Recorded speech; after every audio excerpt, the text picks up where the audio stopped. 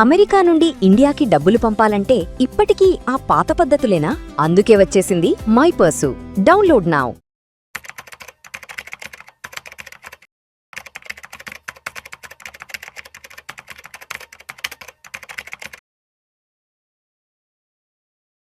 So I'm Madhvi Reddy, I'm certified financial planner. So ఈ రోజు మా client one of our client experience మీతో share చేసుకోవాలి. So I think this is the case for almost every investor. ఎందుకంటే ULIPs అనేవి ఈ మధ్య చాలా పుష్ చేస్తూ ఉన్నారండి ఇన్వెస్టర్స్కి. సో మా క్లయింట్ వచ్చి చెప్పింది ఏంటంటే, I don't want to take the name of the insurance company. ఆయన చెప్పింది ఏంటంటే, madam 3 lakhs per annum premium అని చెప్పారు, యూలిప్ అని చెప్పారు.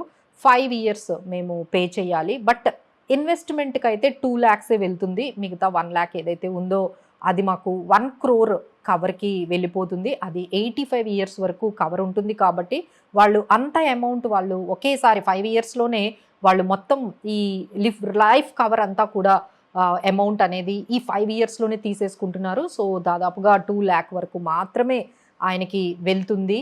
So this is my situation. ఇప్పుడు ఆయనకి 2 years అయిందండి. 2 years పే చేసేసారు. పే చేసిన తర్వాత now he is feeling like అది ఆయనకి అమ్మేరా, అది నిజంగా ఆయనకి రిక్వైర్మెంట్ ఉందా అనేది ఆయనకి డౌట్గా అనిపించి మన దగ్గరకు వచ్చారు. సో ఫస్ట్ థింగ్ ఏంటంటే, ఆయనకు ఆల్రెడీ 3 crores టర్మ్ ఉందండి. సో ఎంత అంటే దారుణంగా జరుగుతుంది అంటే, ఆయనకి 3 crores already ULIP already term policy ఉంది. ఆయన దాంట్లో ప్రీమియం కడుతూ ఉన్నారు. మళ్ళీ దీనికోసం అని చెప్పి వాళ్ళు అంత ప్రీమియం 3 lakh ప్రీమియం యూలిప్ పాలసీలో ఇప్పుడు ఆయనకి కవర్ కూడా అవసరం లేదండి. ఆయనకి కవర్ కూడా అవసరం లేదు. సో దాన్ని యాడ్ చేసేసి మళ్ళీ ఇంకొక పాలసీ అనేది ఆయనకి పుష్ చేశారు. సో ఆయనకి పూర్తిగా ఇన్వెస్ట్మెంట్ అయితే ఆ 3 lakh అయితే వెళ్ళదు కదండి.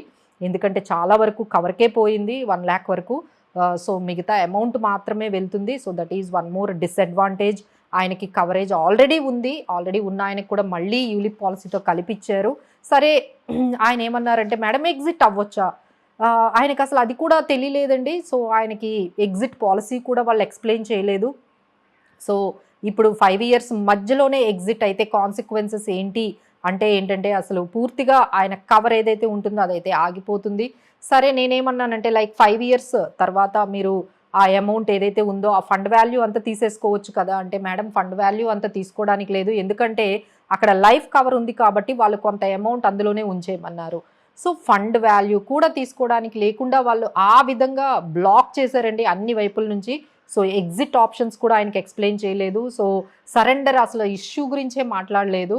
అలానే లాక్ ఇన్ పీరియడ్లు పెట్టారు. సో ఇష్టం లేకపోతే బయటకు వచ్చే అవకాశం కూడా లేదండి. సో అసలు ఈ యూలిప్ పాలసీస్ అనేవి మీరు బై చేసుకుంటున్నారా, మీరు సూటబుల్గా అనుకొని మీరు బై చేస్తున్నారా, లేకపోతే మీ మీద ఎవరైనా ఈ పాలసీస్ పుష్ చేస్తున్నారా అంటే, మేబీ ఎక్కువగా పుష్ చేస్తున్నారనే చెప్పాలండి. ఎందుకంటే దీని మీద వచ్చే కమిషన్స్ ఆ రేంజ్లో ఉంటాయి కాబట్టి అందరూ కూడా ఎక్కువగా వాళ్ళు ఆ హార్డ్ సెల్లింగ్ అనేది బాగా జరుగుతుంది. Be aware of that. అసలు ముందు మనకి సెల్లర్ అంటే ఇందులో బెనిఫిట్ వస్తుంది, ఎవరికి ఎక్కువగా బెనిఫిట్ వస్తుంది?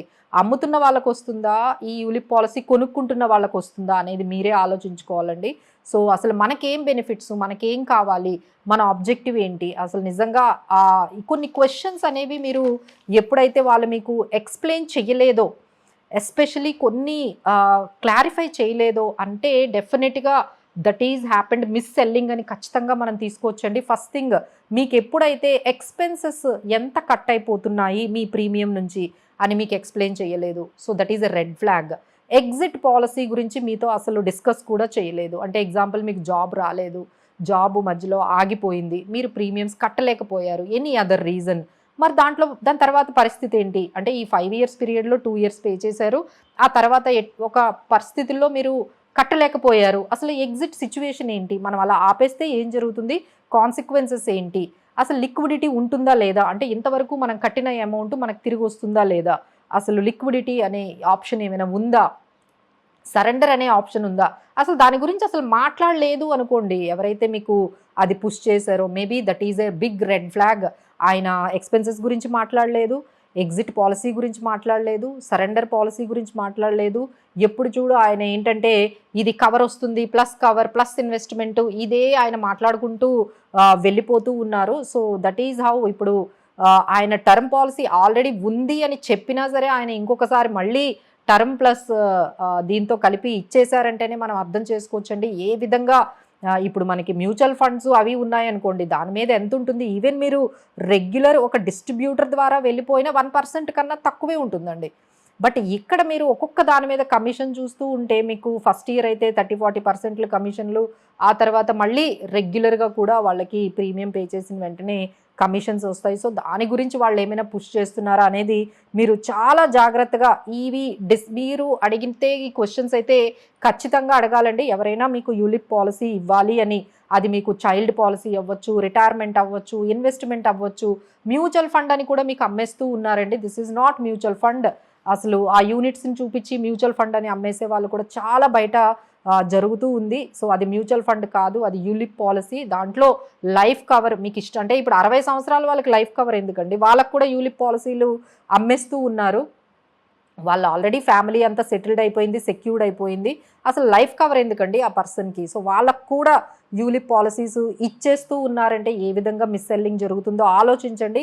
ఒక్కసారి ఎవరైనా మీ దగ్గరకు వచ్చి ఏ పాలసీ అయినా అవనియండి, మీ దగ్గర డిస్కషన్ చేస్తే మీరు ఒక ఎక్స్పర్ట్ దగ్గరికి అంటే మా దగ్గరకైనా వచ్చినా మేము ఒక్కసారి దాన్ని మీకు సూట్ అవుతుందా లేదా, అందులో కాన్సిక్వెన్సెస్ ఏమున్నాయి అనేది ఒకసారి మనం ఎనాలిసిస్ చేసి తెలుసుకోండి. దాంట్లో ఉన్న ఫీచర్స్ అర్థం చేసుకోండి, అది నిజంగా మనకి సూటబుల్ అవుతుందా. మీరు దాన్ని ఇన్వెస్ట్మెంట్ కోసం పెడితే దాంట్లో అసలు మధ్యలో లిక్విడిటీ లేదు, తర్వాత ఎగ్జిట్ పాలసీ ఉండదు, మీకు రిటర్న్స్ తక్కువ వస్తే అసలు సిచ్యువేషన్ అనేది చాలా డిఫరెంట్గా ఉంటుందండి. మీరు మధ్యలో ఆపేస్తే ఇప్పుడు కట్టినవన్నీ కూడా ఎంతవరకు పే చేశారో అవన్నీ కూడా పెరిగిపోతూ ఉంటాయి. కొంతమందికి 10 డేస్లోనే అర్థమవుతుందండి.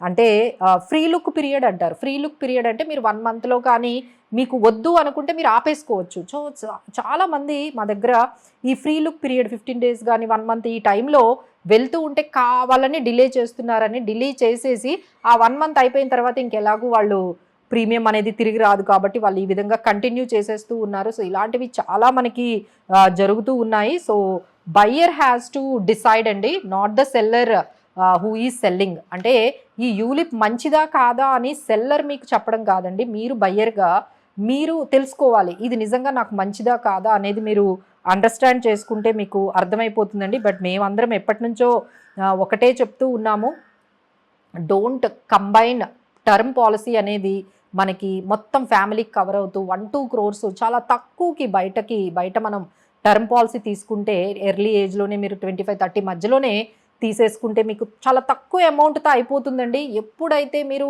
35-40 ఇయర్స్లోని మీరు టర్మ్ పాలసీ యూలిప్తో కలిపి తీసుకున్నారో ఆల్రెడీ మీ ఏజ్ ఎక్కువ ఉంది, దాంతో యూలిప్తో మీరు యాడ్ చేసి టర్మ్ పాలసీ తీసుకుంటే ఎంత మీకు మనీ అనేది వేస్ట్ అవుతుందో అర్థం చేసుకోండి.